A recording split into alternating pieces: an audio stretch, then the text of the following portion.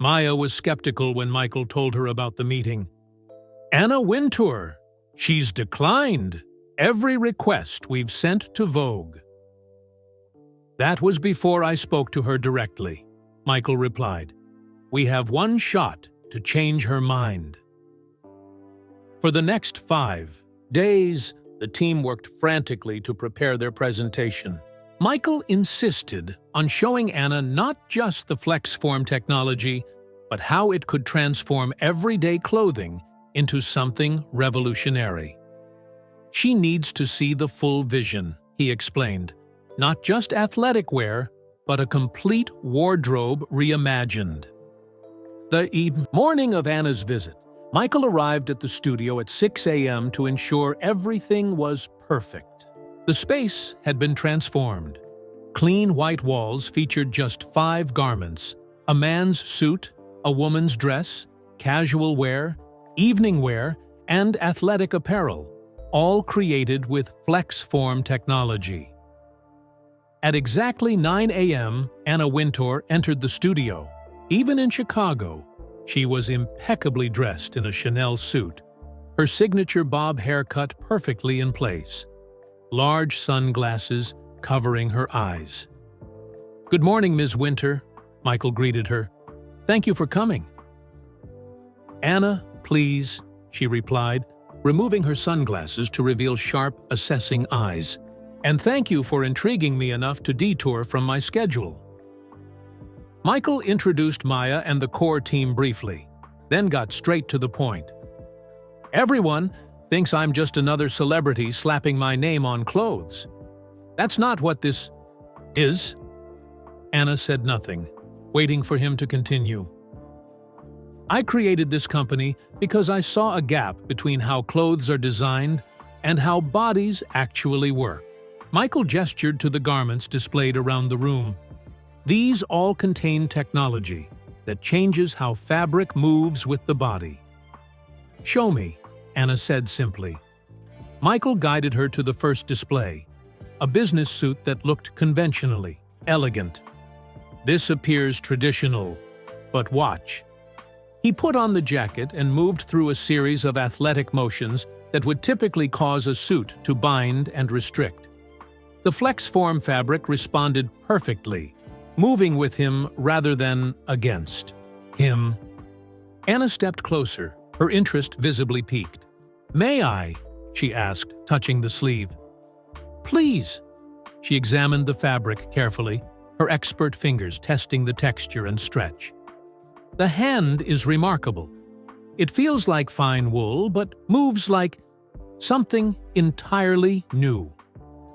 For the next 20 minutes, Michael and Maya demonstrated each garment, explaining the technology without overwhelming her with technical details. Anna asked pointed questions that revealed her deep knowledge of textile construction.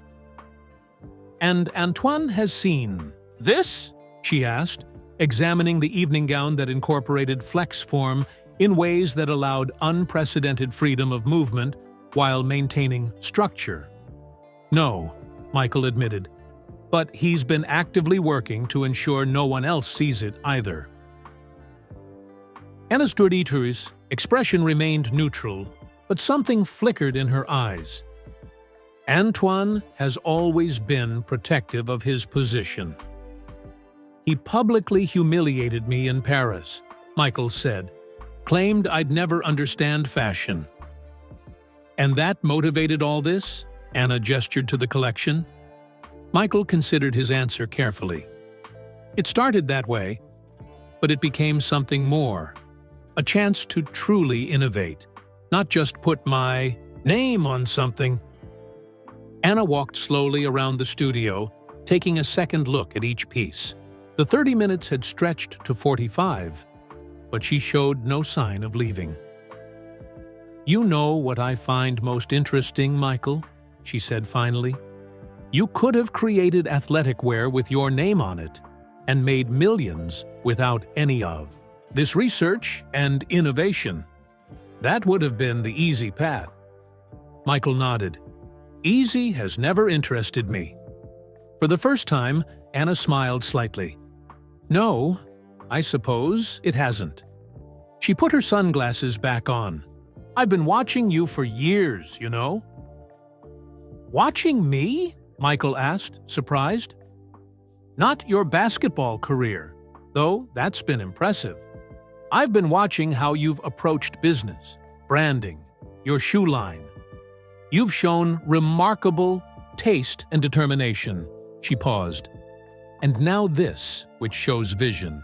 Michael waited, not quite daring to hope. The fashion world needs disruption, Anna continued. It's become too insular, too self-referential, too afraid of outsiders. She reached for her purse, a signal she was leaving. Send your lookbook and technical materials to my office, and we'll need exclusivity for the reveal. Michael couldn't quite believe what he was hearing. You're interested in featuring the collection? I'm interested in featuring innovation, Anna corrected him. My September issue closes in 3 weeks. That gives you time to perfect your presentation. The September issue, the most important fashion magazine edition of the year. Michael understood the significance immediately. Thank you, Anna. I won't disappoint you. See that you don't. She headed for the door, then turned back. One last question. What made you call me? Michael smiled. You're the only person in fashion whose opinion matters more than Antoine Belmont's. Anna's lips curved slightly. Flattery, Michael? That seems beneath you. Not flattery. Strategy. In basketball, you need to know who the real power players are. This time, Anna laughed, a genuine sound that seemed to surprise even her. Well played. She put her hand on the door. Antoine has created many enemies over the years with his arrogance. He just made his biggest mistake by trying to keep you out of the industry rather than learning from what you're bringing to it. After she left, Maya turned to Michael, eyes wide. Did that just happen? Did Anna Wintour just offer us the September issue? Michael nodded, allowing himself a rare moment of celebration. We still have a lot of work to do before the feature, but we just got our foot in the door. He smiled at his team. And once I get my foot in the door, you never let it close again, Maya finished, knowing his reputation for relentless determination. With Anna Wintour's unexpected support, everything changed. The most powerful voice in fashion had seen something in Michael's vision that transcended the boundaries between sports and style. Now they just needed to prove her right. The September issue of Vogue arrived at Michael Jordan's Chicago home with a special messenger. Michael stared at the cover for a long moment before opening it. Inside was an 8-page spread featuring Jordan Beyond's debut collection. Anna Wintour had written the introduction herself. Innovation rarely comes from where we expect it. The most exciting developments often emerge from outsiders who see possibilities the experts have overlooked. Michael Jordan has created something truly revolutionary with Jordan Beyond.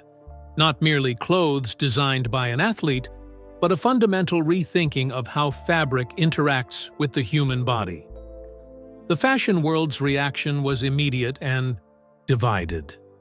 Some editors followed Anna's lead, praising the innovation.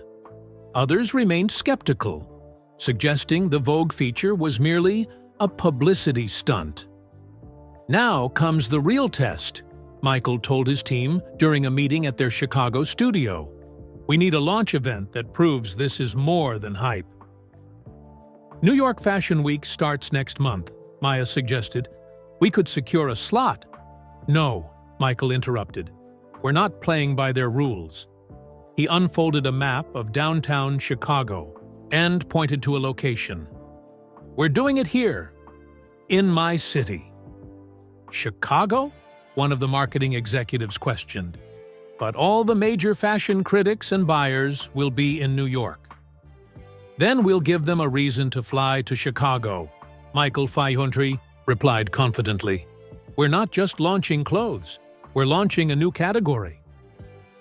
The team selected the Field Museum of Natural History for the event, a space not typically used for fashion shows. Michael insisted on a different approach than traditional runway presentations. Fashion. Shows are always the same, he explained. Models walking stiffly in a straight line. How does that show what our clothes can actually do? Instead, they designed an experience that would showcase the FlexForm technology in action. Professional athletes from various sports would be their models, demonstrating how the clothing performed during actual movement. We're not selling an image, Michael insisted. We're selling performance you can see.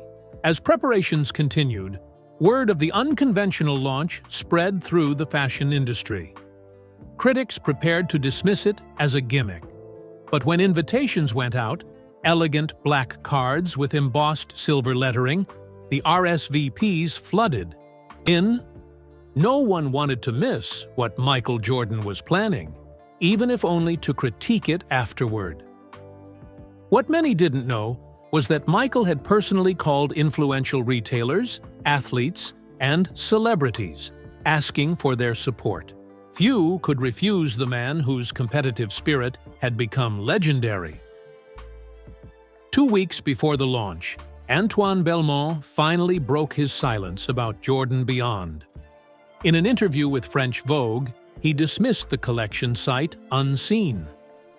Athletes should stick to sports, he said. This so-called technology is merely marketing for what will undoubtedly be mediocre clothes with a famous name attached. Michael taped the quote to his office wall, adding it to the collection of doubtful statements that had fueled his career. The morning of the launch arrived with perfect early spring weather.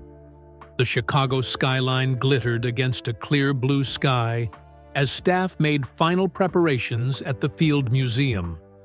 Michael arrived early, walking through the space before anyone else arrived. The Grand Hall had been transformed. Instead of a traditional runway, they had created a series of environments where models would demonstrate the clothing in action. A basketball court, a dance floor, a business meeting setting, even a simulated rainstorm where waterproof FlexForm garments would be tested live. It's perfect, Michael told Maya as she joined him.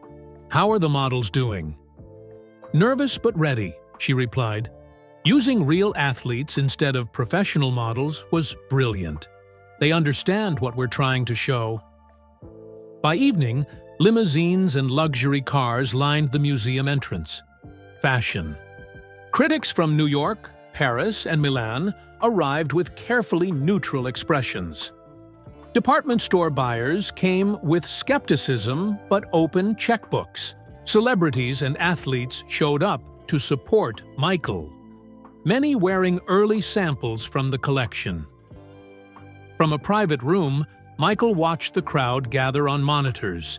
He spotted several designers who had publicly mocked his entry into fashion. They were here to witness what they expected would be his failure. "Mr. Jordan," said an assistant, "we're ready to begin when you are."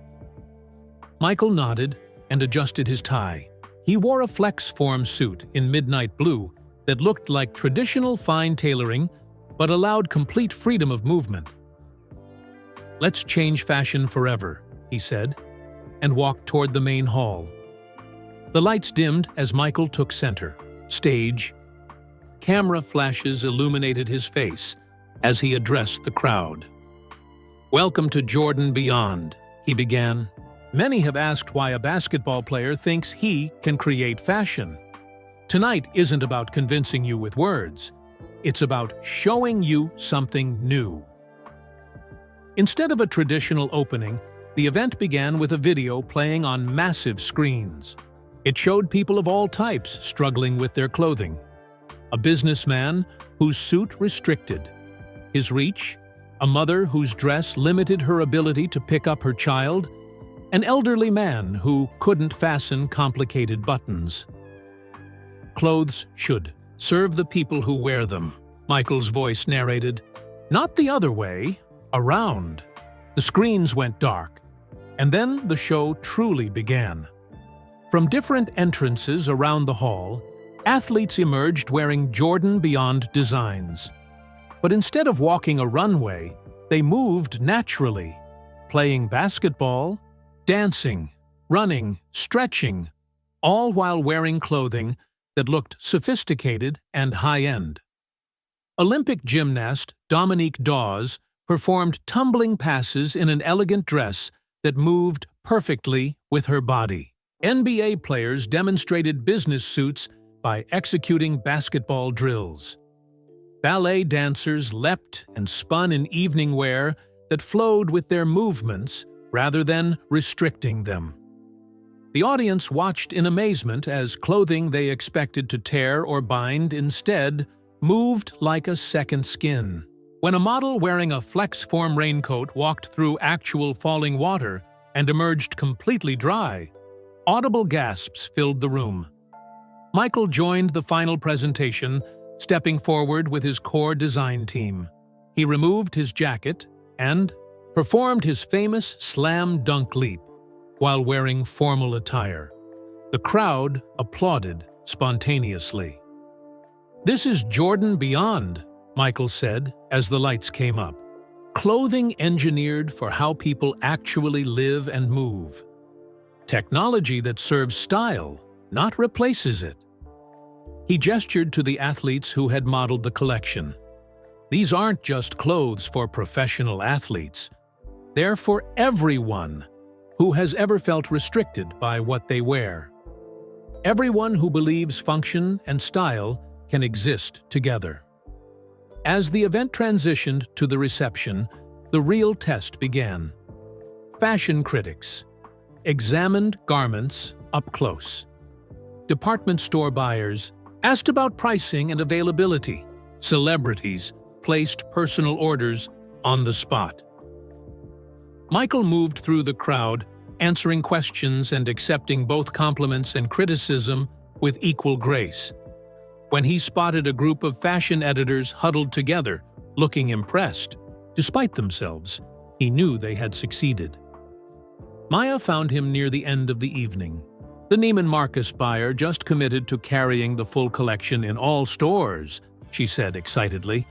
And Bergdorf's wants exclusivity in New York, but I told them we're already committed to broader distribution. Michael nodded, pleased, but not surprised. He'd seen this pattern before: initial resistance followed by enthusiastic acceptance once people experienced the product firsthand.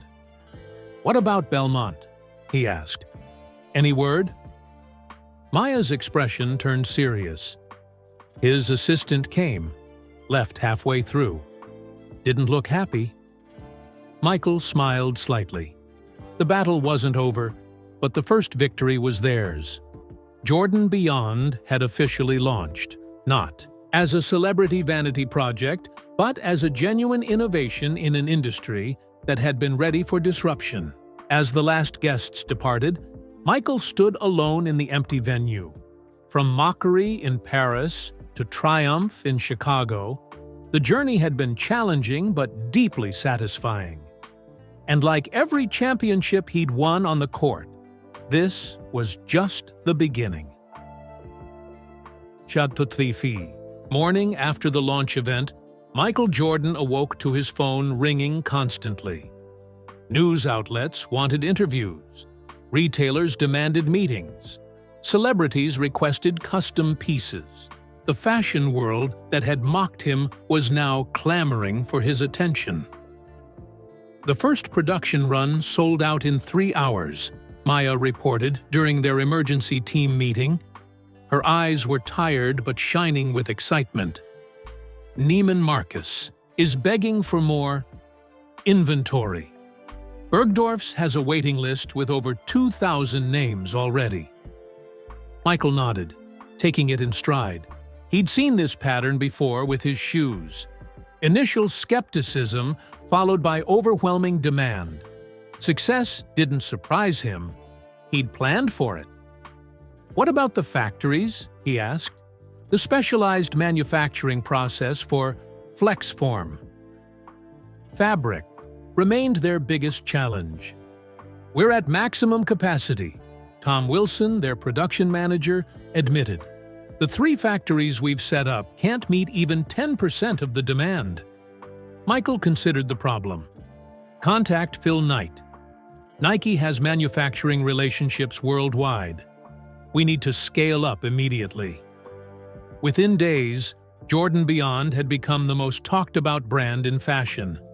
Style magazines that had refused to acknowledge the collection now featured it prominently. Department stores that had initially rejected it now offered premium floor space. The most surprising reaction came from athletes, professional players, from every sport. Contacted Michael personally, expressing what the clothing meant to them. "Man, I've been stuffing myself into uncomfortable suits my whole career," wrote LeBron James. Then, the NBA's rising star. "Your jackets actually fit without needing custom work. This changes everything for guys built like us." Female athletes were equally enthusiastic. Tennis champion Venus Williams sent a handwritten note. "Finally, someone understands that athletic women need clothes that accommodate strength without sacrificing style." 6 weeks after the launch, Michael received an unexpected call from Phil Knight. "The sales numbers are unprecedented," Phil said without preamble. "But that's not why I'm calling. The impact goes beyond revenue." "What do you mean?" Michael asked. "Other companies are rushing to develop their own versions of FlexForm. Design schools are adding athletic-inspired fashion to their curriculums. You haven't just created a successful brand, you've started a movement." Michael smiled to himself. This was the true victory, changing the industry itself, not just succeeding within it. The movement continued to grow. Fashion design programs at Parsons and Fit created new courses studying the intersection of athletic performance and style. Nike's competitors scrambled to develop their own comfort technologies. Department stores created new sections dedicated to movement-friendly fashion. Jordan Beyond opened its flagship store in Chicago, with locations in New York, Los Angeles, and London soon following. Each store featured areas where customers could actually move in. The clothes before buying, shooting baskets, stretching, running on treadmills, a revolutionary approach to retail that other brands quickly copied. Maya was promoted to creative director, leading an expanding design team that continued to innovate. The original studio grew into a proper design headquarters employing over 100 added people. 8 months after the launch, Michael received an unexpected honor, a nomination for the Council of Fashion Designers of America Award for Innovation. The fashion establishment that had initially rejected him was now celebrating his vision. At the ceremony in New York, Michael sat with Maya and the core team, still somewhat out of place among the fashion elite. When his name was announced as the winner, the applause was genuine, if not universal. "Innovation often comes from unexpected places," Michael said in his acceptance speech. "Sometimes it takes an outsider's perspective to see possibilities others have missed." From his seat in the audience, he noticed several designers who had publicly mocked him now nodding in agreement. The transformation was remarkable. But the most significant change was happening outside the spotlight.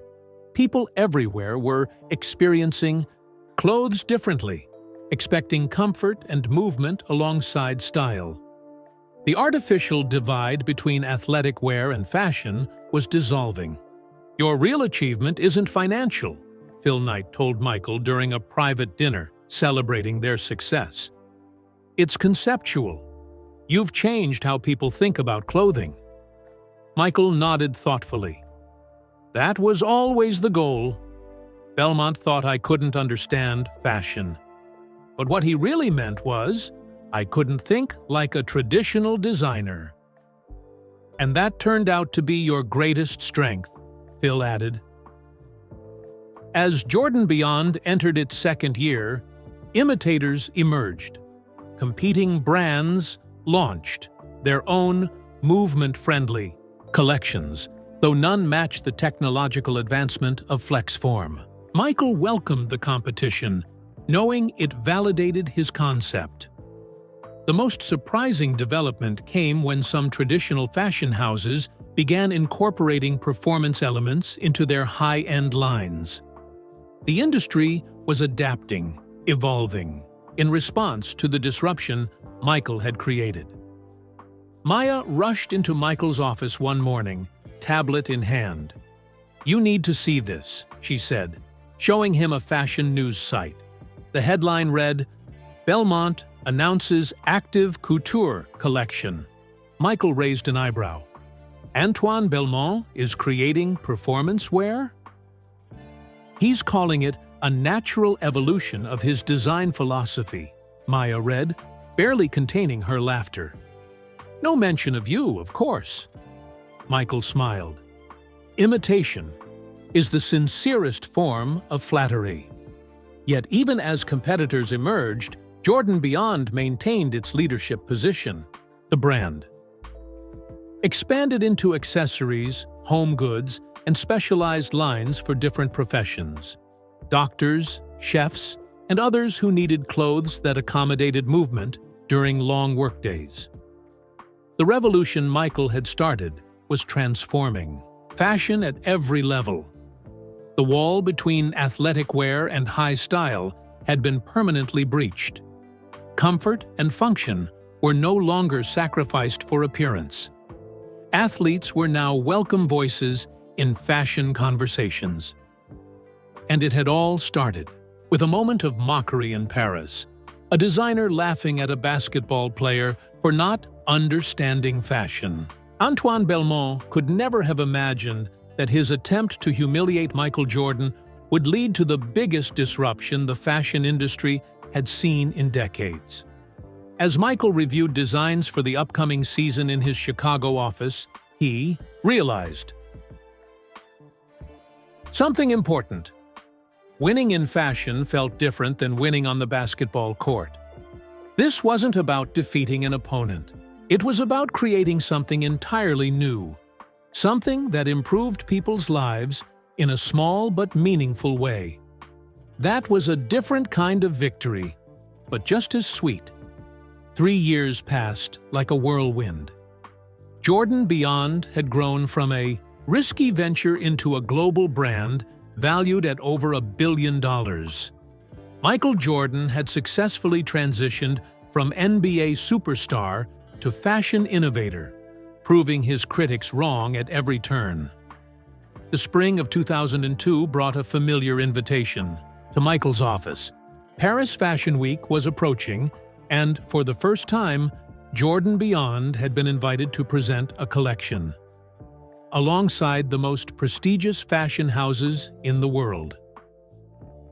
"They've offered us the prime Saturday evening slot," Maya said, holding the official invitation with its gold-embossed lettering.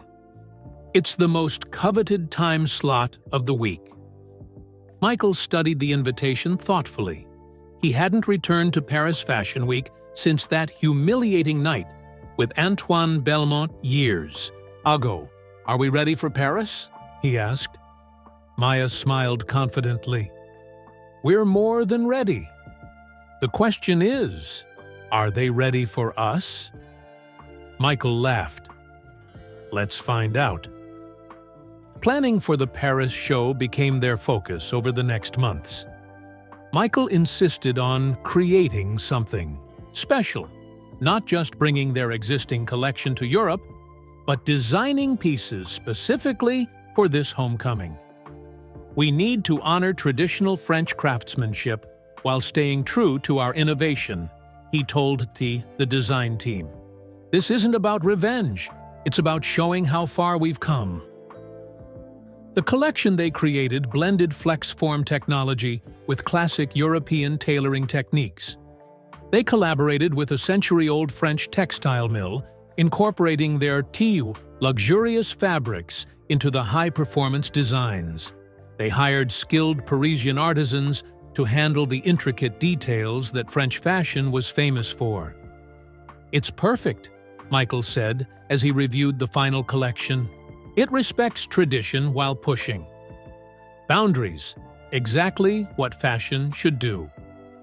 As news spread that Jordan Beyond would show in Paris, speculation ran wild. Would Michael confront Antoine Belmont? Would the French fashion establishment embrace or reject the American sportsman who had disrupted their industry? Michael ignored the gossip, focusing instead on creating the perfect presentation.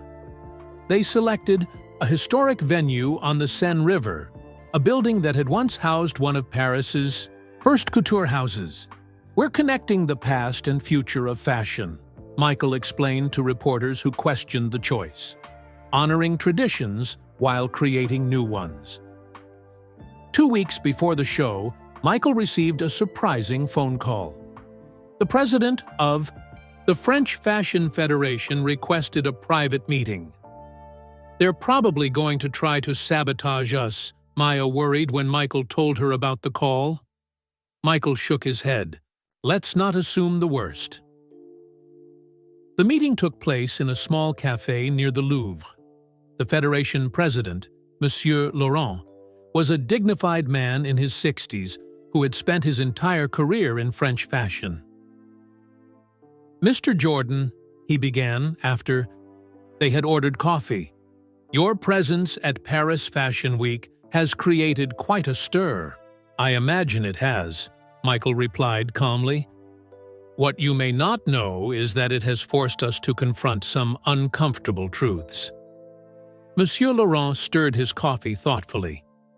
French fashion has always prided itself on innovation, but in recent years we have perhaps become too traditional. Michael listened with surprise as the older man continued. "Your work with Jordan Beyond has reminded us that true innovation often comes from unexpected sources." He looked directly at Michael. "The Federation would be honored if you would accept a special recognition during Fashion Week for your contributions to the industry." Michael was momentarily speechless. This was the last thing he had expected. "I appreciate the offer," he said finally, "but my goal was never awards or recognition." Monsieur Laurent smiled. "Which is precisely why you deserve it. You have changed fashion not for acclaim, but because you saw a better way." When Michael returned to their temporary Paris headquarters, he shared the news with Maya and the team. "It seems we've gone from outsiders to honored guests," he concluded, with a hint of amusement. "Will you accept the recognition?" Maya asked. Michael considered the question. "Yes, but not for me. For all of us who believed in this vision, and for everyone who's ever been told they don't belong in a world they want to enter." As the day of their Paris debut approached, Michael insisted on one unusual addition to their guest list: Antoine Belmont. The designer who had publicly humiliated him years ago would receive a front-row invitation. "Are you sure?" Maya asked when Michael told her. "After everything he did to try to sabotage us?" "This isn't about settling scores," Michael explained. "It's about coming full circle." The invitation was sent, but no RSVP came in return. No one knew if Belmont would attend or boycott the event. On the night of the show, Paris's fashion elite gathered at the historic venue. The atmosphere buzzed with anticipation. American athletes who happened to be in Europe made appearances to support Michael. European celebrities arrived in Jordan Beyond outfits, making their own statement about the brand's acceptance. Backstage, Michael reviewed final details with Maya and the team. Their models, a diverse group including athletes, dancers, and traditional fashion models, prepared for the unique presentation they had planned. "Someone just told me Belmont is here," Maya whispered to Michael as they prepared for the show. "To begin. Front row, just like you requested." Michael nodded, feeling a complex mix of emotions. Let's give him something to remember. The show began with a short film showing Jordan Beyond's journey from concept to global phenomenon. Then the lights dimmed, and instead of a traditional runway walk, the presentation began with a ballet dancer performing in a flex-form evening gown that moved like water with her graceful movements. Athletes followed, demonstrating the full range of the collection in dynamic ways. Olympic fencers dueled in perfectly tailored suits. Gymnasts performed in formal wear that accommodated their incredible flexibility. Models didn't just walk, they lived in the clothes, showing how each piece enhanced rather than restricted movement. The audience responded with spontaneous applause throughout the presentation. Even the notoriously critical French fashion press seemed genuinely impressed. From his position. Backstage, Michael could see Antoine Belmont in the front row, his expression unreadable but attentive. As the show concluded, Michael stepped onto the runway with Maya and the core team to take a bow. The audience rose for a standing ovation, a rare honor at Paris Fashion Week. In that moment, Michael locked eyes briefly with Antoine Belmont, who remained seated but was clapping slowly, a complex expression on his face. At the reception afterward, Michael circulated through the crowd, accepting congratulations and answering questions about the collection. From across the room, he spotted Antoine Belmont, standing alone, champagne glass in hand, watching him. After a moment's hesitation, Michael made his way toward the designer. The room seemed to quiet as people noticed the two men approaching each other. Many remembered the public humiliation years ago and anticipated a confrontation.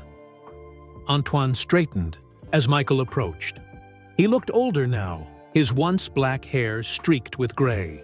The two men stood face to face for the first time since that fateful night. "Congratulations, Mr. Jordan," Antoine said finally, his French accent still strong but his tone neutral. "A most impressive collection." Michael nodded. "Thank you for coming." A tense silence followed.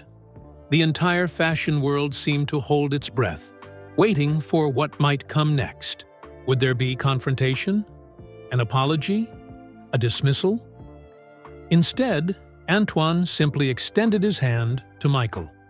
The gesture contained volumes, acknowledgement, perhaps respect, maybe even a hint of regret. Michael accepted the handshake, and with that simple act, a circle closed. He had entered the fashion world as a mocked outsider, and now stood at its center, not through vengeance or force, but through vision and perseverance. No words were needed. Sometimes, success truly was the best revenge. The Paris triumph marked a new chapter for Jordan Beyond. Fashion magazines hailed Michael's collection as revolutionary and genre-defining. Department stores worldwide expanded their Jordan Beyond sections. The flex-form technology became the industry standard that others desperately tried to match. 6 months after the Paris show, Michael sat in his Chicago office reviewing plans for their next collection. Maya entered with an unusual expression on her face. "You have a visitor," she said. "Antoine Belmont." Michael looked up in surprise. "Antoine? Here in Chicago?" Maya nodded. "He says it's important." Minutes later, Antoine Belmont entered Michael's office. He looked different from the arrogant designer who had mocked Michael years ago, more subdued, perhaps even humbled. "Thank you for seeing me without an appointment," Antoine said, his French accent still pronounced, but his tone respectful. Michael gestured to a chair. "What brings you to Chicago, Antoine?" Antoine settled into the seat, clearly uncomfortable. "I've come to tell you something I should have said in Paris, but couldn't find the courage." Michael waited, curious about what could have brought the famous designer all the way to Chicago. "That night in Paris, when Antoine paused, searching for words. "When I humiliated you, publicly. It wasn't a random event." Michael leaned forward slightly. "What do you mean?" Antoine took a deep breath. 2 weeks before that fashion week, I received sketches and notes from a mutual acquaintance, early concepts you had been working on for athletic-influenced fashion. Michael's eyes narrowed. "I wasn't working on fashion then."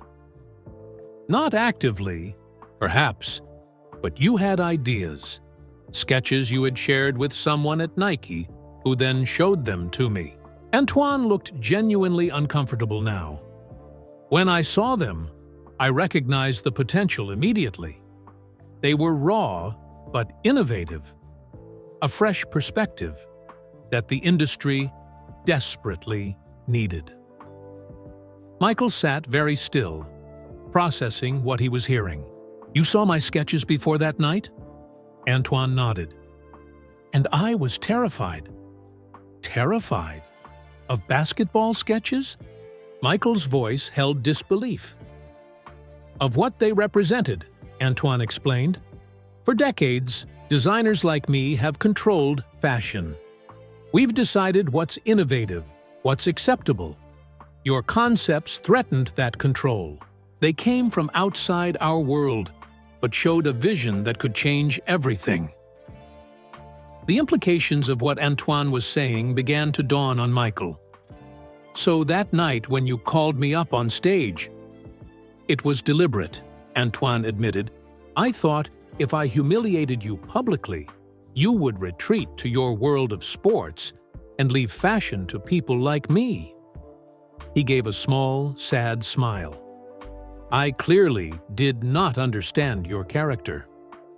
Michael sat back in his chair, stunned by the revelation. The mockery that had launched his fashion career hadn't been a casual insult. It had been a calculated attempt to keep him out of an industry where Antoine had seen his potential to disrupt everything. "Why tell me this now?" Michael asked finally. Antoine looked directly at him.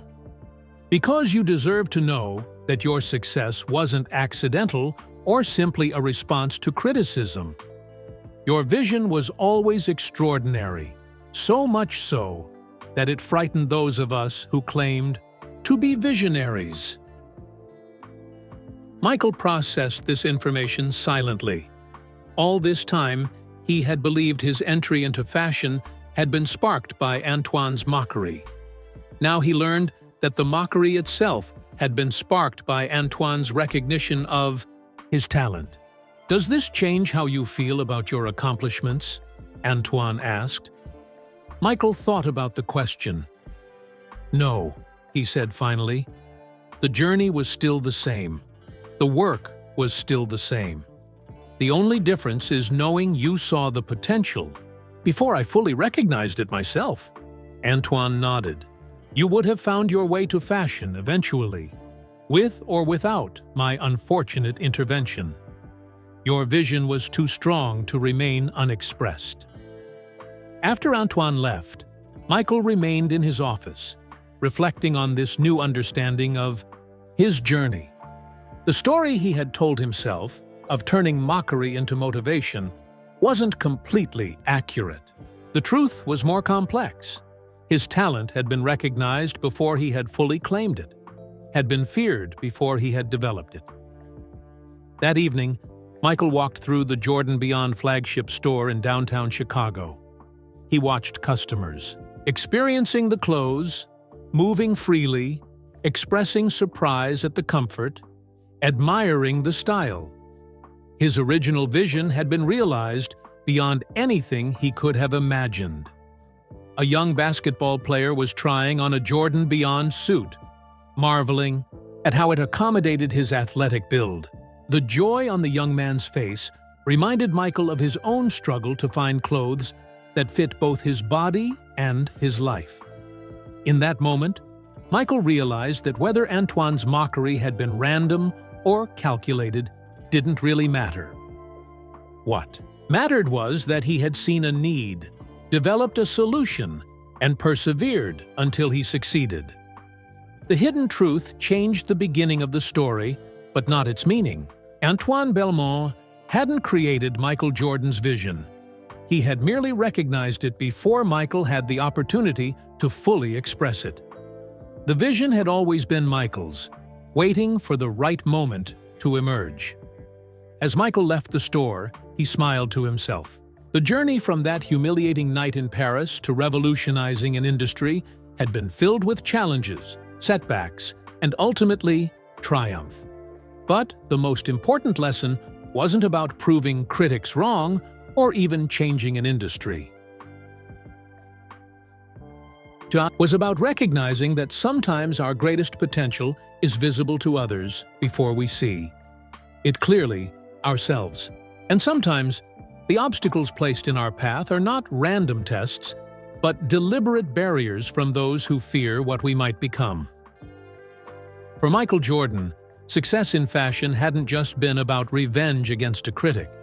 It had been about fulfilling a vision so powerful that it had frightened the very gatekeepers of the industry he was destined to transform. That was the end of this story about Michael Jordan's incredible journey from being laughed at to revolutionizing the fashion industry. Where are you listening from today? I'd love to know what part of the world this story has reached.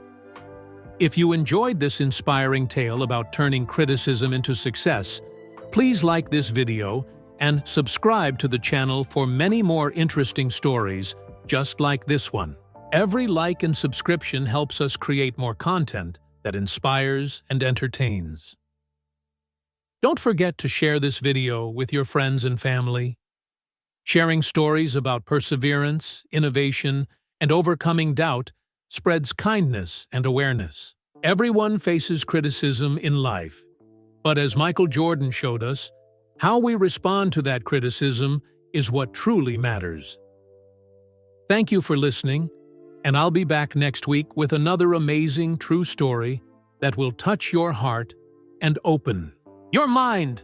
When Michael Jordan shows up at the fancy Paris Fashion Week in 1996, he expects to enjoy the event as a basketball champion. But his night takes a terrible turn when famous designer Antoine Belmont calls him on stage and makes fun of him in ET8 front of everyone. Basketball player's style is not fashion, Antoine says with a mean laugh. You will never truly understand fashion. Instead of getting angry, Michael just nods calmly and says, "Maybe you're right. Maybe I don't understand fashion yet." But inside, his competitive spirit is awakened. Michael Jordan never forgets those who doubt him. Back in Chicago, while leading the Bulls to another championship, Michael starts a secret project with Nike. He's determined to create clothing that combines style with athletic function, something the fashion world has never seen before. With a young designer named Maya by his side, Michael begins learning everything about fabrics, design, and how clothes are made. As they work to create something revolutionary, no one expects that the basketball legend's next move will completely change the fashion industry forever. Michael Jordan stepped out of the sleek black limousine onto the rain-slicked streets of Paris. The summer evening air felt heavy with humidity as camera flashes lit up the night. Paris.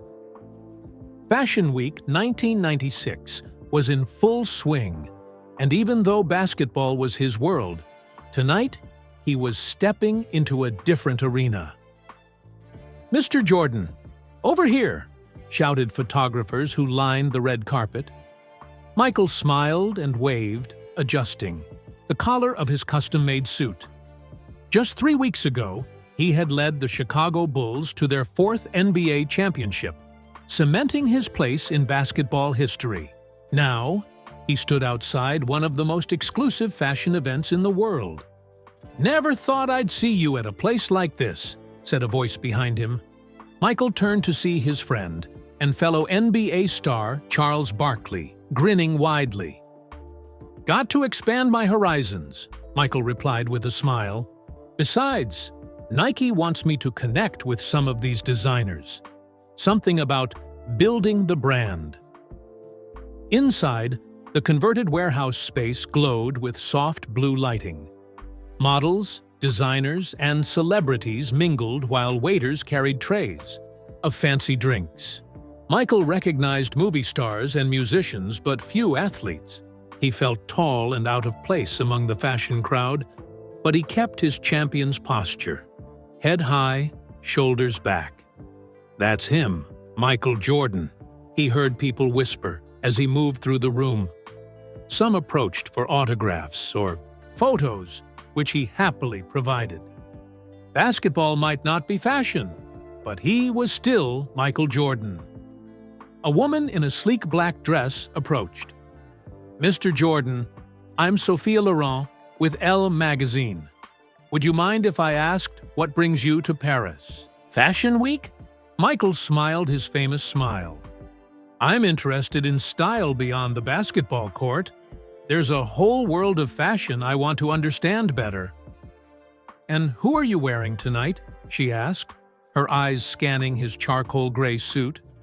"It's a custom piece," he answered, feeling suddenly unsure of whether this was the right answer. Fashion people always seem to know specific designers.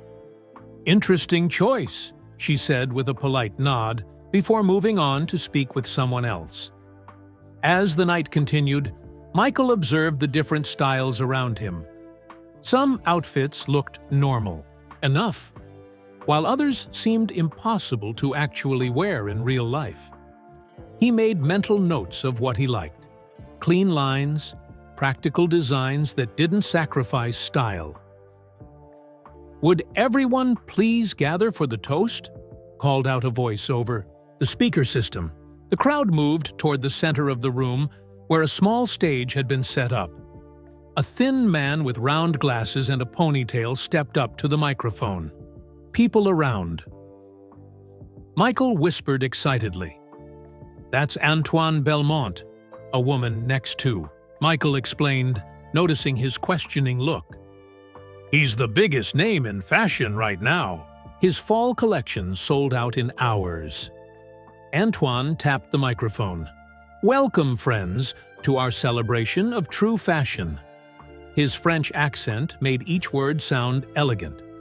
"Tonight, we celebrate those who push boundaries and understand the art of clothing." The crowd applauded. Michael joined in, impressed by the man's confidence. Antoine continued, gesturing with his hands as he spoke. "Fashion is not just about wearing expensive things. It is about understanding the language of design, the poetry of fabric." His eyes scanned the crowd and landed on Michael, who stood taller than most everyone else in the room. "Well, well," Antoine said, his voice carrying through the speakers. "We have a special guest. Tonight, Michael Jordan himself has joined us." The spotlight suddenly shifted, finding Michael in the crowd. People turned to look at him. Michael smiled and gave a small wave, not expecting the attention. "Let's have the basketball star join me on stage, shall we?" Antoine said, gesturing for Michael to come forward. Michael hesitated before making his way through the crowd. This wasn't what he had planned for the evening, but he was used to being in the spotlight. He climbed the 3 steps to the stage and shook Antoine's hand. "The great Michael Jordan," Antoine said into the microphone, looking up at the taller man.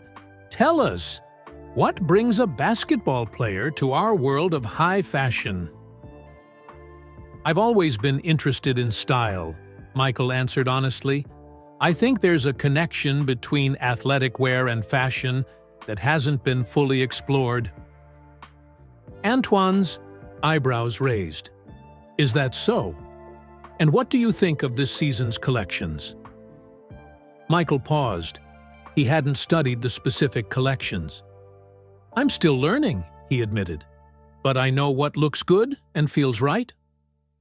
Antoine's smile changed, becoming something less friendly. Learning? Yes, I suppose you would be. He turned to the crowd with a theatrical gesture. Ladies and gentlemen, here we have the perfect example of fame confused with expertise.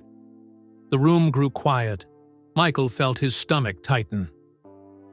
Mr. Jordan here thinks he understands fashion because he can throw a ball through a hoop. Antoine continued, his voice dripping with mockery. Perhaps next I shall design basketball plays, no? Some nervous laughter rippled through the crowd. Michael stood still, his face a careful mask, hiding the anger and embarrassment building inside. Look at this suit. Antoine gestured at Michael's outfit. The cut is all wrong for his frame. The color, so boring, so safe. He made a dismissive wave of his hand. This is basketball player style. It is not fashion. More laughter now, growing bolder.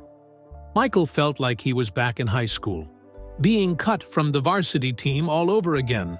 That same burning humiliation.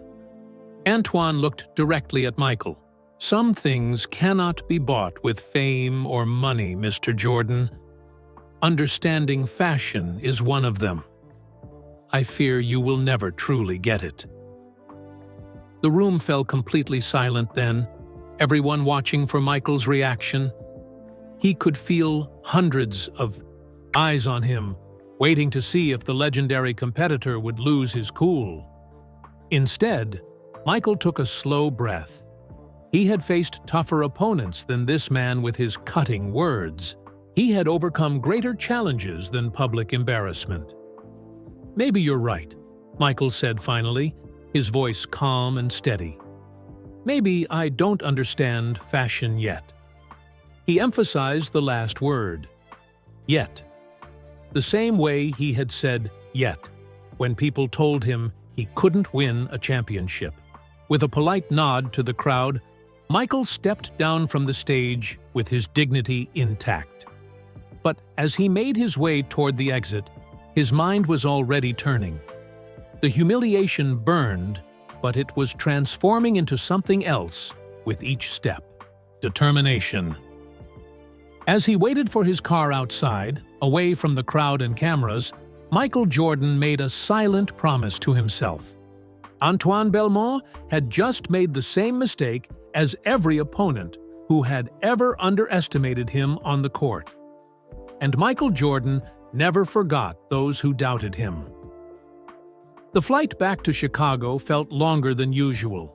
Michael Jordan stared out the window of his private jet, the humiliation from Paris still fresh in his mind. Antoine Belmont's mocking voice echoed in his thoughts. Basketball player style, it is not fashion.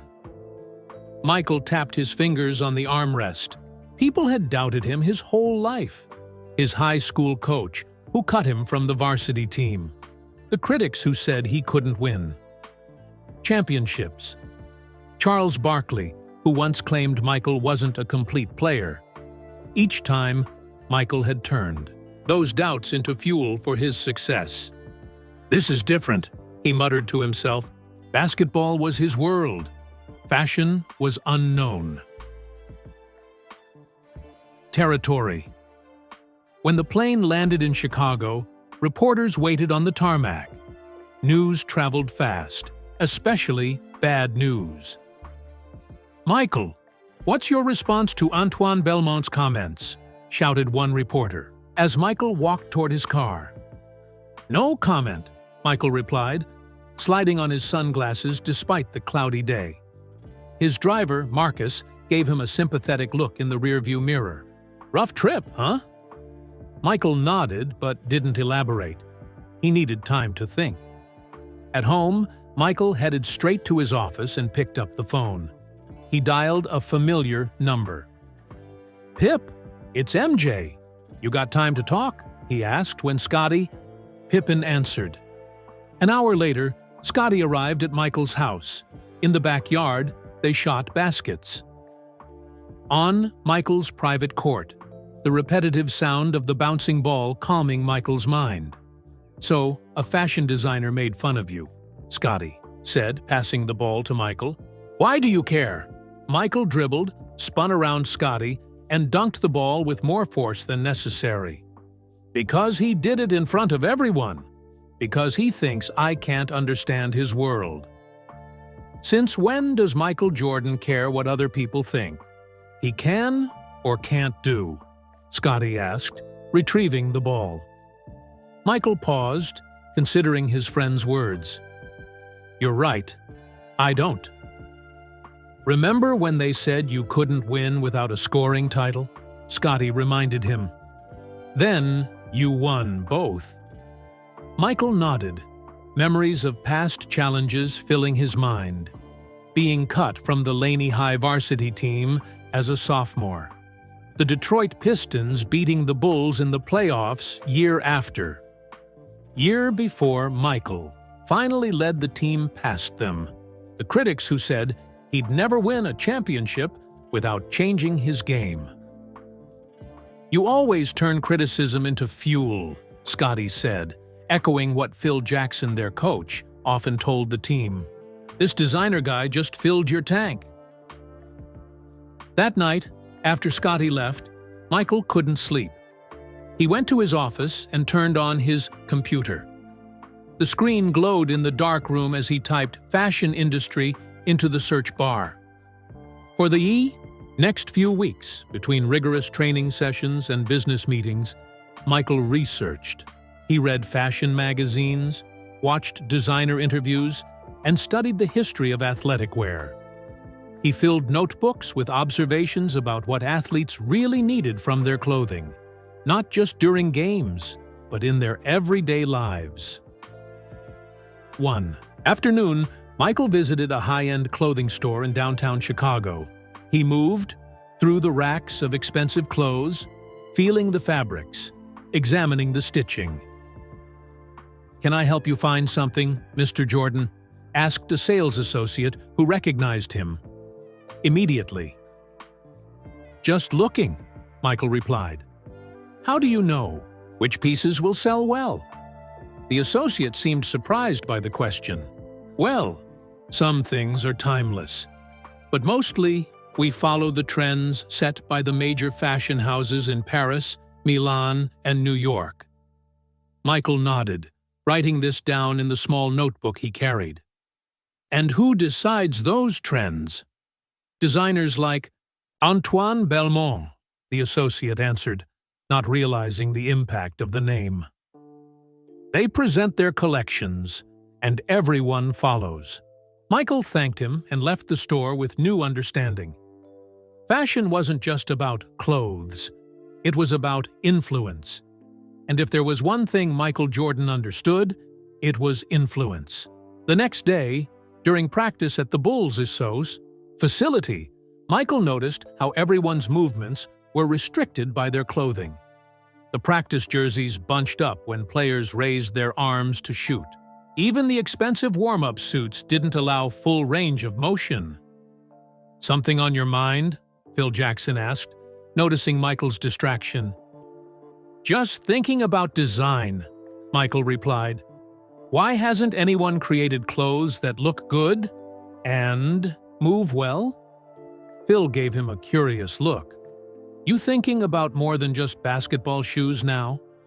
Michael smiled. "Maybe." That evening, Michael called his agent, David Falk. "David, I need data on what athletes spend on clothing annually.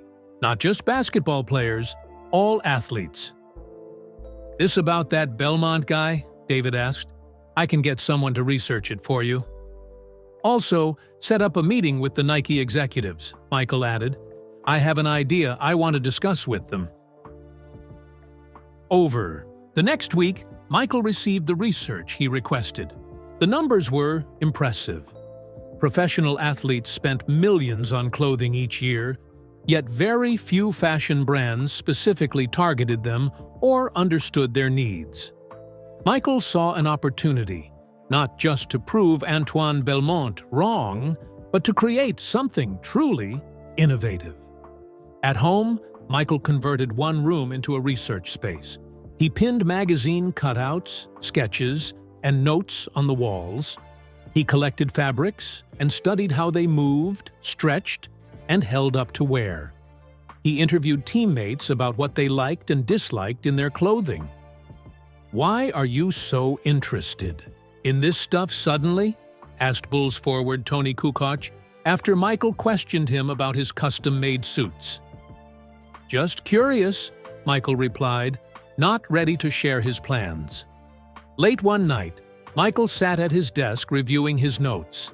Basketball had taught him that success required understanding your opponents, knowing the rules of the game, and then finding ways to excel within those rules, or change them entirely. He picked up a fashion magazine with Antoine Belmont on the cover. The designer looked smug, confident that his position in the fashion world was secure. Michael cut out the image and pinned it to his wall. "You said I'll never understand fashion," Michael said to the picture. "Watch me." The next morning, Michael arrived early at the Nike headquarters in Beaverton, Oregon. He carried a thick folder of research, sketches, and ideas. As he waited in the conference room for the executives to arrive, Michael felt the same focused energy that filled him before importanthood. Games. This wasn't just about creating some celebrity clothing line with his name slapped on it. This was about proving that an athlete could understand fashion and even transform it. When Phil Knight, the CEO of Nike, entered the room with the other executives, Michael stood to greet them. The same determination that had carried him through 6 NBA championships now filled his voice as he began to speak. "Gentlemen," he said, opening his folder, "I have an idea that's going to change the way athletes dress and the way everyone thinks about fashion." The champion's mind was at work, turning doubt into determination once again. The Nike executives stared at Michael Jordan with expressions ranging from confusion to disbelief. The conference room had grown quiet after his 20-minute presentation. Phil Knight, Nike's CEO, leaned back in his chair, fingers forming a steeple under his chin. "Let me make sure I understand," said Tom Parker, head of product development. "You want Nike to fund a fashion line, not just athletic wear, but actual fashion, created by you." Michael nodded confidently. "Not just by me. I want to build a team of designers who understand both worlds, athletics and fashion." "With all due respect, Michael," said a marketing executive with slicked-back hair, "athletes endorse fashion. They don't create it. That's not how this industry works." A few chuckles spread around the table. Michael felt a flash of anger, but kept his cool. This reaction wasn't so different from Antoine Belmont's mockery in Paris. 10 years ago, people said athletes shouldn't create shoes either, Michael replied evenly. Now, the Air Jordan makes Nike over $100 million annually. The laughter stopped. The executives glanced at each other, then at Phil Knight, whose expression remained unreadable. "The numbers don't lie," Michael continued, sliding a market research folder across the table. "Athletes spend small fortunes on clothes that don't really work for them. Regular people want to dress like athletes off the court.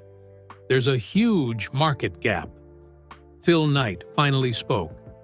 What exactly do you envision, Michael? A complete line designed specifically for athletes that would also appeal to everyone else. Clothes that combine style with comfort and functionality. Something that bridges the gap between athletic wear and high fashion. That's been tried before, said Parker with a dismissive wave. It's either good sportswear or good fashion, not both. Michael leaned forward. Because no one's approached it the right way. No one's really understood both worlds. And you do? Asked a skeptical voice from the end of the table. I'm learning, Michael answered honestly. But I know what athletes need, and I know what looks good. The room fell silent again. Michael could almost see the calculations happening behind their eyes, weighing the risk against his star power, measuring the potential embarrassment against possible profits. Phil Knight stood up suddenly. Let's talk privately, Michael. In Phil's office, the Nike CEO paced slowly behind his desk. This is risky, he said finally. If it fails, it could hurt your brand, which means it hurts our brand too. Michael nodded. I understand the risks. Antoine, Belmont really got under your skin, didn't he? Phil asked with a knowing look. Michael smiled slightly. Is it that obvious? To me, it is. I've seen that look before. Usually right before you destroy some opponent who trash-talked you. Phil sat down. But fashion isn't basketball, Michael. You're right. It's a different game, with different rules. But the principle is the same. Understand the fundamentals, practice until you master them, then find ways to innovate. Phil tapped his fingers on his desk, thinking, what do you need to make this happen? Michael's pulse quickened. A small design team, a discreet budget, and time. All things in short supply around here, Phil replied dryly. But maybe we can make it work. He extended his hand. You'll get your project, but keep it quiet for now. If it fails, we both pretend it never happened. And if it succeeds? Michael asked. Phil smiled. Then I get to say I believed in you when everyone else thought you were crazy. 3 weeks later, Michael sat in a small, unmarked design studio on the outskirts of Chicago.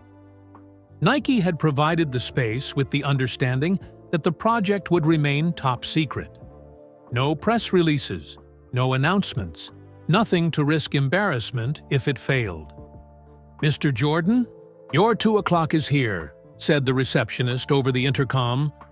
Michael straightened his tie and opened the door to greet the young designer he was interviewing. He had already met with 7 candidates, but none had the right combination of skills and vision. A young Asian woman entered, portfolio clutched to her chest. She looked nervous, but determined. Mr. Jordan, I'm Maya Chen. Thank you for meeting with me. Michael gestured for her to sit. Tell me about yourself, Maya. I graduated from Parsons School of Design last year. I've been working freelance since then. She spoke quickly, her words tumbling out. I've applied to all the major fashion houses, but... She trailed off. But what?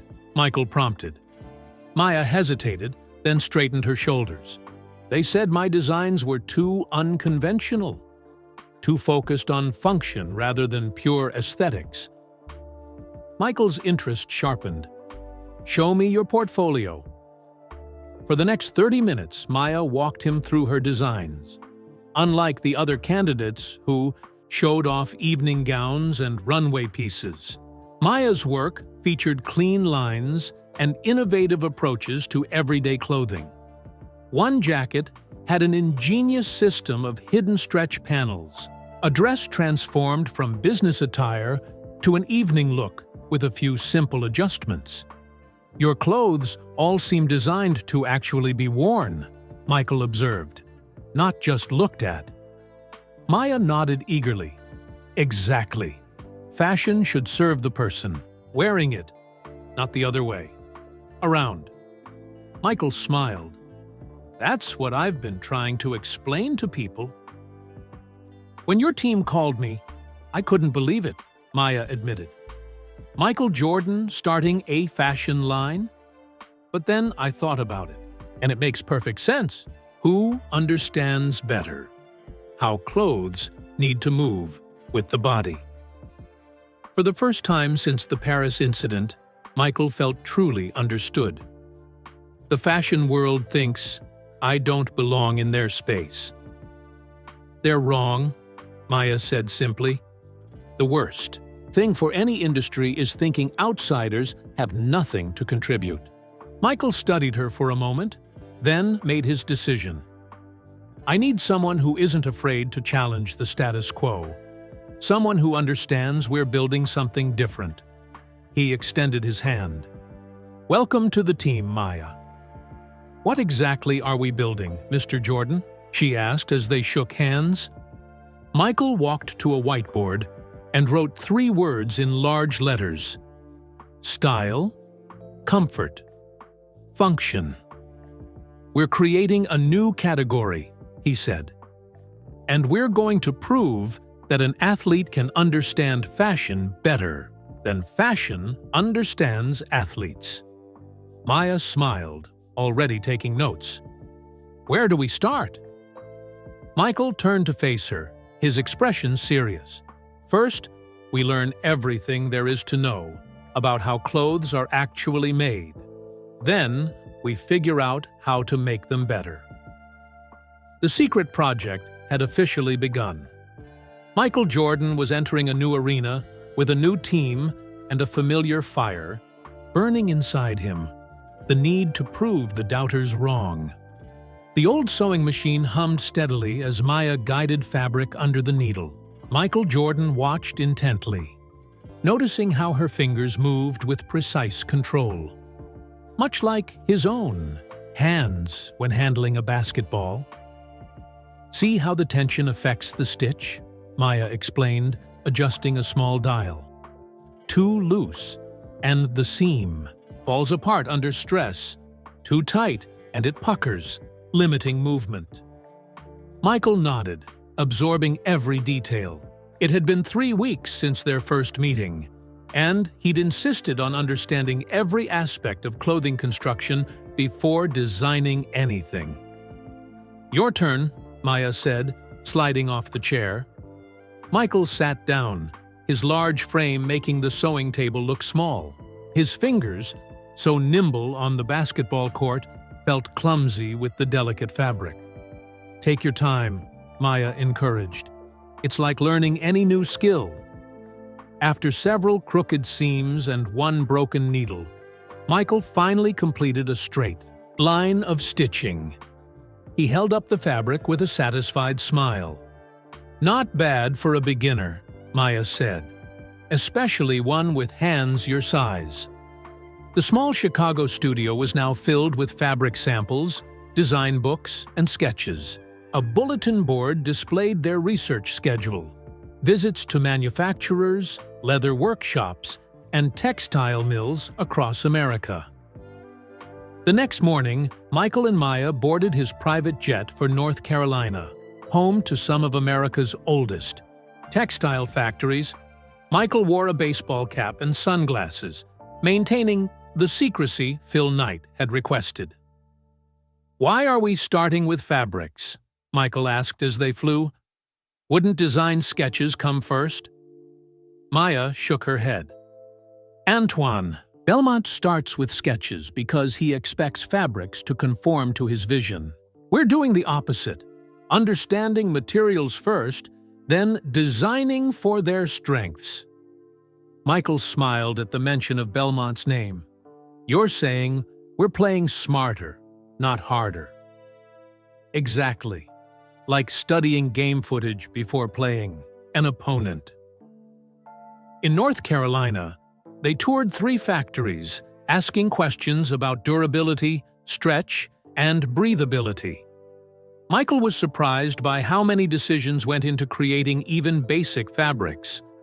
Most designers never visit these places, said Tom Wilson, a factory manager who didn't recognize Michael beneath his cap. They just order samples and complain when they don't work as expected. How do you test durability? Michael asked, examining a machine that twisted and pulled fabric repeatedly. We simulate years of wear in just days, Tom explained, demonstrating how the machine worked. But it's not perfect. Nothing beats real-world testing. Michael thought about his shoes, which Nike tested extensively before production. What if actual athletes tested clothes the way they test performance shoes? Tom looked impressed. That would give you data no other fashion brand has. That evening, in a small hotel conference room, Michael and Maya reviewed their notes. We need to understand leather next, Michael said, thinking of his own shoe line. Then, manufacturing techniques. Maya nodded, adding items to their growing research list. Most designers would be impatient to start creating by now. I'm not most designers, Michael replied. I don't take shortcuts. Over the next 2 months, they visited leather workshops in Chicago, button factories in New York, and zipper manufacturers in Los Angeles. Michael filled notebooks with observations, sketches, and ideas. Everywhere they went, he asked the same questions. How could this be better? What problems haven't been solved? At a high-end suit maker in Boston, Michael tried on jackets while performing basketball movements, shooting form, defensive stance, reaching overhead. "What are you doing, sir?" asked the confused tailor. "Showing you the problem," Michael said, pointing to where the jacket restricted his reach. Clothes should move with the body, not against it. The tailor nodded thoughtfully. In 30 years, I've never had a customer test a suit that way. Back in Chicago, Michael invited several Bulls teammates to the studio during a rare break in their schedule. He had them try on different clothes and perform various movements while Maya took notes. "This shirt feels fine standing still," said Tony Kukoc, stretching his arms overhead. "But watch. What happens when I reach up?" The fabric pulled tight across his chest, restricting movement. "See that?" Michael said to Maya. "That's what we need to fix." Late one night, after everyone had gone home, Michael remained in the studio, sketching ideas based on what he'd learned. His drawings weren't as polished as Maya's, but they captured key insights about how clothes could better serve athletes. His phone rang around midnight. It was Phil Knight. "How's it going?" Phil asked without preamble.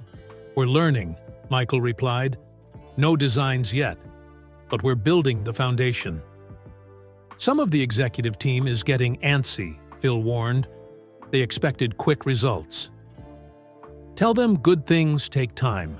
My first signature shoe took years to develop." "Just make sure this isn't a wild goose chase, Michael. If you're only doing this to prove some French designer wrong." "It started that way," Michael admitted. "But it's become something more. I really think we can create something revolutionary here." After hanging up, Michael returned to his sketches with renewed focus. He knew the clock was ticking. The next morning, Maya arrived to find Michael asleep at his desk, surrounded by drawings. She gently shook him awake. "Did you stay here all night?" she asked, concerned. Michael stretched and nodded. "Had some ideas I needed to work out." Maya examined his sketches, detailed drawings showing how clothes might accommodate athletic movements while maintaining a stylish appearance. "These are good," she said, genuinely impressed. "Really good, actually. Not as pretty as yours," Michael said with a yawn. "But the concepts are solid. You're really starting to think like a designer." Michael stood up and walked to the windows, looking out at the Chicago skyline. "We've spent months learning how clothes are made. Now we need to start making them better." Maya joined him at the window. "Are you ready to start designing for real?" Michael nodded, determination written across his tired face. "I have a game. Tonight, but tomorrow, we begin creating our first prototypes. No more research. Time to build." "Antoine Belmont would be surprised to see you now," Maya said with a smile. Michael's expression hardened slightly. "He'll be more than surprised when we're finished. You don't mock Michael Jordan and forget about it." "This isn't just about him anymore, though, is it?" Maya asked perceptively. Michael considered the question. The project had indeed become more than a response to humiliation. It had become a mission to create something truly innovative, something that would bridge two worlds that had always remained separate. "No," he admitted. "Now it's about proving everyone wrong, including myself. Showing that an athlete can understand fashion better than fashion understands athletes." That evening, Michael scored 37 points against the Detroit Pistons, his mind still half-filled with fabric weights and seam constructions. As he drove to the basket for a powerful dunk, he noticed how his uniform restricted certain movements, more evidence that athletic wear needed reimagining. After the game, reporters thrust microphones toward him in the locker room. "Michael, there are rumors you're working on a secret project with Nike. Care to comment?" Michael just smiled. "I'm always working on something." The truth was, he was working harder than ever, learning a new craft with the same intensity he'd once applied to mastering basketball. The journey from mockery to mastery had begun. Winter settled over Chicago as the Bulls dominated the 1997 NBA season. Between games, practices, and commercial obligations, Michael divided every spare moment between basketball excellence and his secret fashion project. The small design studio had transformed over the past months. Dress forms stood in corners. Fabric swatches covered entire walls. Sketches and technical drawings filled multiple folders. A small team had joined Michael and Maya, a pattern maker, a technical designer, and a materials specialist, all sworn to secrecy. "We need a name," Michael said one December morning as the team reviewed their progress. "Something that represents what we're trying to do." "Jordan Fashion," suggested Greg, the technical designer. Michael shook his head. "This isn't just about putting my name on something." "What about beyond?" Maya offered. "Because we're moving beyond what people think athletes can do, and beyond what fashion currently is." Michael smiled. "I like that. Jordan Beyond." The team worked through Christmas break, developing prototypes of their first collection. Michael often arrived directly from games, still in his Bulls warm-ups, eager to see the latest. Samples. On a snowy January day, Michael entered the studio, to find Maya looking frustrated as she examined a jacket prototype. "What's wrong?" he asked, brushing snowflakes from his coat. "The shoulder construction isn't working," she explained. "It looks good, but when you raise your arms..." She demonstrated how the jacket rode up awkwardly. Michael studied the problem. "What if we approach this like my basketball uniform? The Bulls' jerseys have a specific cut that allows overhead movement." He grabbed a sketch pad and quickly drew what he envisioned. Maya's eyes widened. "That could work. Let me make some adjustments to the pattern." 3 days later, the revised jacket prototype allowed full mobility while maintaining its sleek appearance. It was their first truly successful piece. By February, they had developed 15 key pieces for their collection. Casual wear that wouldn't look out of place in a high-fashion boutique, but was engineered for athletic bodies and movements. "Time to show Phil Knight what we've been doing," Michael announced, checking the calendar.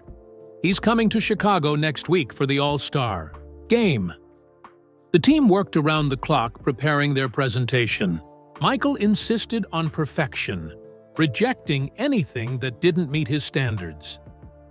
"You're as demanding here as you are on the court," Maya observed late one night as Michael made them revise a shirt design for the third time. "Excellence isn't an accident," Michael replied, echoing what his college coach Dean Smith had taught him long ago. The day before their presentation, disaster struck. A pipe burst in the ceiling of their studio, soaking many of their samples and materials. The team scrambled to save what they could. "Some of these are the only prototypes we have," Maya said desperately, trying to dry a particularly innovative jacket. Michael remained calm amid the chaos. "We'll work through the night if we have to. The presentation happens tomorrow no matter what." And they did exactly that. The team dried, repaired, and in some cases rebuilt their prototypes. Michael stayed until 4 a.m., then went home for 2 hours of sleep before his morning practice. With the Bulls, the next afternoon, Phil Knight arrived with 3 Nike executives. Michael greeted them in a perfectly tailored suit that looked conventional until he demonstrated how it allowed him to perform basketball movements without restriction. "That's impressive," Phil admitted, as Michael executed a perfect defensive stance in formal wear. "But is it just a gimmick?" "Far from it," Michael replied confidently. "Maya, let's show them what we've created." For the next hour, the team presented their collection. Models, actual athletes from various sports, demonstrated how each piece worked. Michael explained the technical innovations behind each design. "We've developed a new sleeve construction that allows full range of motion," he said, showing the jacket they'd perfected. "And these pants have a hidden gusset that prevents tearing during athletic movements." The Nike executives took notes, occasionally murmuring to each other. Their expressions revealed nothing. "And this is just the beginning," Michael continued. "We have plans for formal wear, casual lines, and eventually performance gear that looks good enough to wear anywhere." When the presentation ended, Phil Knight walked silently through the collection, examining each piece carefully. Finally, he turned to Michael. "You've done more than I expected," he said. "But does it meet your standards?" Michael appreciated the question. Phil understood that Michael Jordan never settled for good enough. "It's a strong start," Michael answered honestly. "Not yet where I want it to be, but heading in the right direction." Phil nodded thoughtfully. "What do you need next?"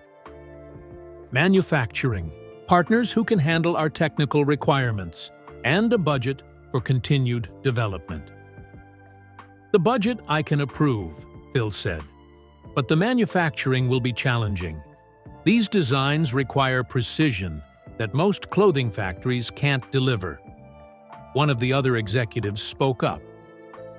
"The costs would be prohibitive. These garments would have to sell at luxury prices." "So?"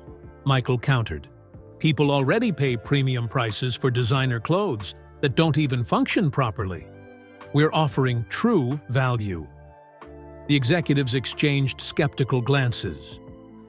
"It's interesting," said the marketing director carefully, "but not revolutionary. Athletic-inspired fashion has been done before." Michael felt a flash of frustration. They still didn't get it. This wasn't athletic-inspired fashion. It was fashion redesigned from the ground up for real bodies in motion. "We need something more," Maya whispered to Michael as the executives conferred privately. Something they can't dismiss. Michael knew she was right. The collection was good, but not yet undeniable. Not yet something that would silence Antoine Belmont and transform the industry. That night, after helping the Bulls secure another victory, Michael couldn't sleep. He kept thinking about what was missing from their collection. At 3 a.m., he had a revelation. He drove through the empty Chicago streets to the studio, where he found Maya, who apparently couldn't sleep either. "We're approaching this all wrong," Michael said excitedly. "We've been trying to make fashion work for athletes, but what if we completely reimagined how clothes are constructed?" "What do you mean?" Maya asked. "In basketball, innovation doesn't come from making small adjustments to what already exists. It comes from changing the fundamental approach." His eyes were bright with inspiration. "We need to rethink fabric itself." As dawn broke over Chicago, Michael and Maya sketched a new vision, clothing with zones of stretch and stability like athletic shoes, fabrics that adapted to body temperature, seams placed to work with muscles rather than cutting across them. "This is what will set us apart," Michael said, looking at their new concepts. Not just better clothes, but a better way of making clothes. 3 days later, Michael requested another meeting with Phil Knight, this time with just the two of them. "I know what's missing," Michael said without preamble. He outlined his new vision, complete, with technical challenges and potential solutions. Phil listened intently, then asked, "Can it be done?" "With the right engineers, yes. Nike revolutionized athletic footwear. We can do the same for clothing." Phil stared out the window at the Chicago skyline. "This would require significant investment in research and development. Worth every penny if we succeed," Michael countered. Finally, Phil nodded. "You have 6 months to develop a prototype of this new technology. If it works, we'll back the full collection." As Phil left, Michael felt both excitement and pressure. 6 months wasn't long to develop something truly innovative, especially while leading the Bulls through another championship season. But Michael Jordan had never backed down from a challenge. As he returned to the studio to share the news with the team, his mind was already racing with possibilities. They needed a breakthrough, something that would change how people thought about clothing forever. 6 months? Maya's eyes widened when Michael shared Phil Knight's ultimatum. To develop an entirely new fabric technology? That's barely enough time. Michael nodded, understanding her concern. "Then, we better get started now." The next day, Michael expanded their team, bringing in a textile engineer from Nike's shoe division and a materials scientist who had worked on spacesuits for NASA. Their studio was relocated to a larger space, with proper equipment for fabric testing. "What exactly are we trying to create?" asked Dr. Patel, the materials scientist, during their first meeting. Michael grabbed a Bulls jersey from his gym bag. "During games, I notice how the uniform restricts certain movements." He demonstrated a shooting motion. "Right when I need the most freedom, the fabric fights against me." Dr. Patel examined the jersey. "Traditional fabrics are woven in consistent patterns. They don't account for how bodies actually move." "Exactly," Michael replied. "So what if we created fabric that stretches in different directions, based on where it's placed on the body?" The engineer, Tom Wilson, looked skeptical. "That would require multiple types of fabrics stitched together." "Which creates seams," Maya added. "And seams cause friction, irritation, and weak points." Michael thought for a moment. What if it wasn't multiple fabrics? What if it was one fabric with different properties in different zones? The room fell silent as the team considered the challenge. It's theoretically possible, Dr. Patel said, finally. But I've never seen it done. Michael smiled. That's why we're doing it. If it already existed, we wouldn't need to create it. Over the next few weeks, the team experimented with countless fabric variations. Some were too stiff. Others stretched, but didn't return to shape. Many simply fell apart during testing. Meanwhile, the Bulls were heading into the playoffs, and Michael's schedule became even more demanding. He would arrive at the studio after games or practices, often staying past midnight, to review the latest prototypes. During a crucial playoff game against the Miami Heat, Michael noticed how his uniform stuck to his body with sweat, becoming heavier and more restrictive. After leading the Bulls to victory with a last-second shot, he went straight to the studio with a new insight. "We need to address moisture management," he told the team, still in his game day suit. "The fabric needs to stay light and responsive even when soaked with sweat." Dr. Patel ran tests on various materials, measuring how they performed when wet. Nothing met Michael's standards. "Maybe we're overthinking this," Maya suggested one frustrating afternoon. "Maybe we should just create better versions of what already exists." Michael shook his head firmly. Antoine Belmont wouldn't be impressed by small improvements. Neither would Phil Knight. "We need something revolutionary." 3 months into their 6-month deadline, they still didn't have a viable prototype. The pressure was mounting, especially as Michael led the Bulls through another NBA Finals. After winning their 5th championship, Michael found himself with more media obligations and less time for the fashion project. Tom Wilson approached Michael after a particularly discouraging test session. "Maybe we should focus on designing great clothes with existing fabrics," he suggested carefully. "We've created some excellent pieces that way." Michael understood the temptation to settle, but it wasn't in his nature. "Keep pushing," he insisted. "The breakthrough will come." Late one night, while the Bulls were on a West Coast road trip, Michael couldn't sleep in his hotel room. He flipped through television channels and stumbled upon a documentary about spiders. The program explained how spider silk had different properties in different sections of the web, some parts stretchy, others strong and stable. Michael immediately called Dr. Patel despite the late hour. "What if we mimic nature? Spider webs have varying properties within a single material." "Interesting concept," Dr. Patel said, sounding surprisingly awake. "We could vary the tension during the weaving process to create zones with different properties." The next morning, Michael sketched his vision on hotel stationery and faxed it to the team in Chicago. By the time the Bulls returned home, Dr. Patel and Tom had created the first rough prototype of what they now called FlexForm fabric. It looked ordinary, but when Michael tested it, he could feel the difference. Certain zones stretched while others remained stable, working with his body's movements instead of against them.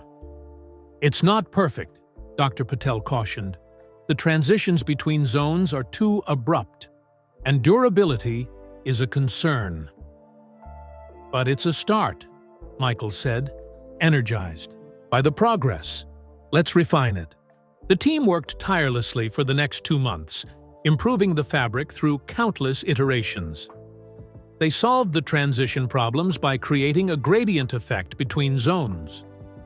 For durability, they incorporated stronger fibers in a pattern, inspired by human muscle structure. With 1 month left before their deadline, they hit another obstacle. The fabric worked perfectly, but manufacturing it would require new machinery and processes that didn't exist. The production costs would be astronomical, Tom explained. No factory can make this at scale with current equipment. Michael's determination didn't waver. Then we designed the machinery too. When the team looked uncertain, Michael added, Nike invested millions to create the perfect basketball shoe. They'll do the same for this, if we prove it works. But as their deadline approached, even Michael began to worry. The prototype fabric was impressive, but they needed to show Phil Knight more than just a swatch of material. They needed a finished garment that demonstrated the technology's full potential. With 2 weeks remaining, the Nike budget ran out. Michael didn't hesitate. He funded the final push himself, paying for overtime work and express shipping of materials. 3 days before their presentation to Phil Knight, disaster struck again. The prototype jacket, which had taken weeks to create with the limited flex-form fabric they had produced, ripped during final testing. The seam construction can't handle the stress, Maya said, examining the tear.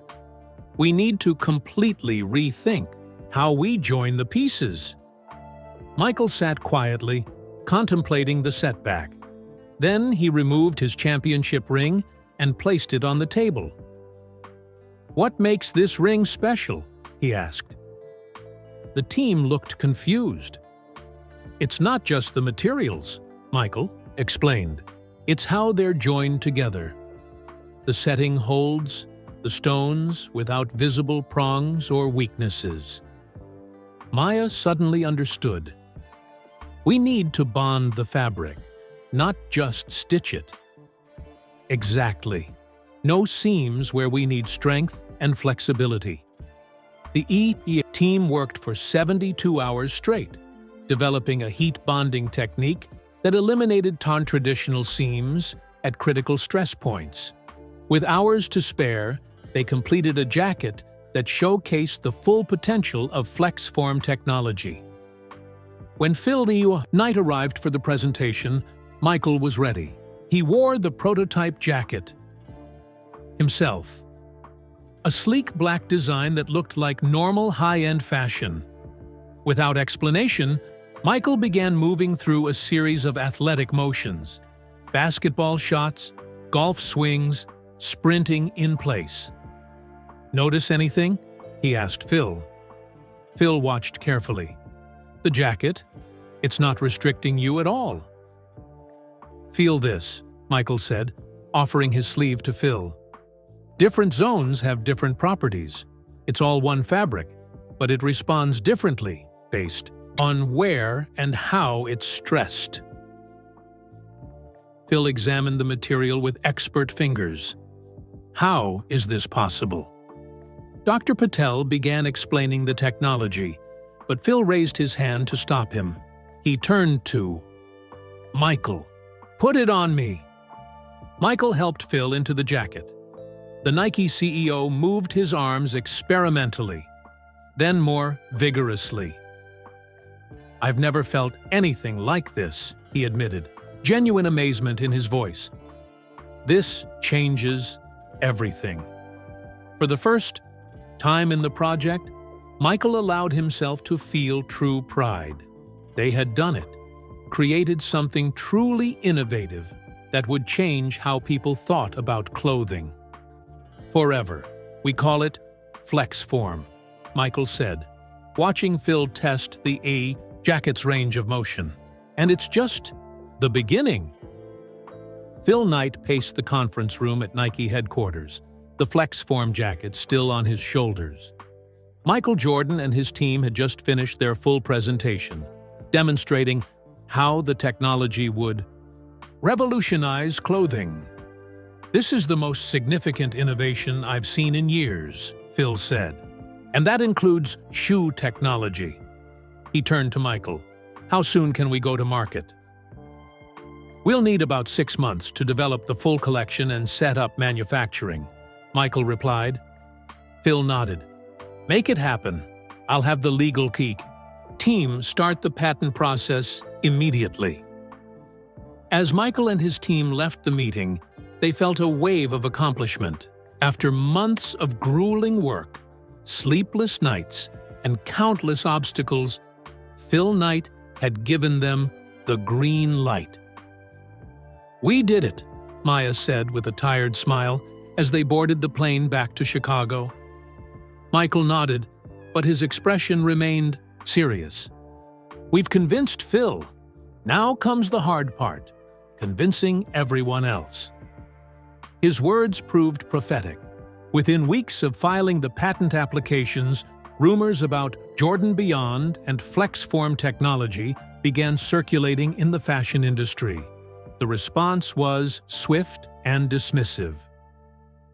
"Another athlete playing designer," scoffed Harold Mills, editor of Style Quarterly, in a widely quoted interview. "We've seen celebrities dabble in fashion before. It always ends the same way, with marked-down merchandise." Michael read the article during a road trip with the Bulls. The mockery felt familiar, but he was surprised by how coordinated the criticism seemed. Meanwhile, Maya attended a textile industry conference in New York, where she tried to generate interest in their manufacturing process. She returned to Chicago discouraged.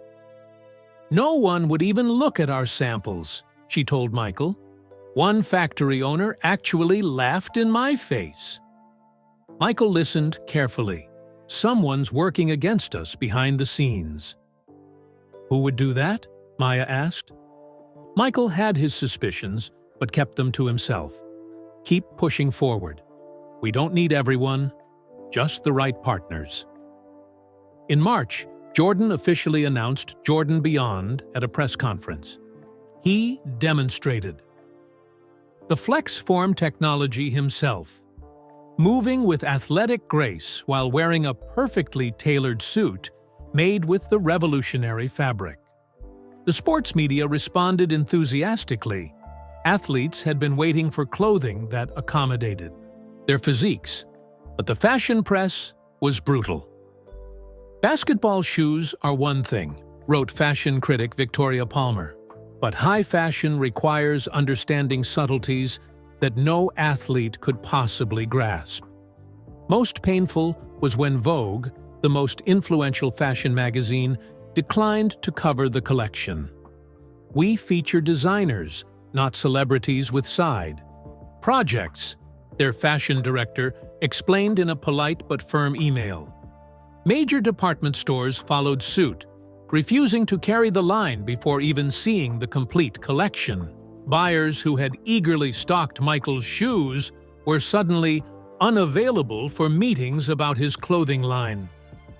During a particularly frustrating week, Nike's marketing team shared concerning survey results. Fashion influencers were actively mocking the concept on social media. "They're calling it air desperate," the marketing director explained awkwardly. Michael sat silently, absorbing the news. Maya watched him, concerned about how he might react. "It's like they all decided to hate us before seeing what we've created," she said. Michael's eyes narrowed. "This isn't random. Someone is coordinating this resistance." The next morning, Michael made a call to a friend who worked as a fashion photographer in Paris. "I need information about Antoine Belmont. What's he been saying about my project?" The call confirmed Michael's suspicions. Antoine had been actively speaking against Jordan Beyond in fashion circles, using his considerable influence to turn the industry against Michael. "He's telling everyone your technology is impossible, that it's all marketing hype," the photographer reported. "He's even threatened to blacklist any magazine that features your collection." Michael thanked his friend and hung up, a familiar competitive fire burning inside him.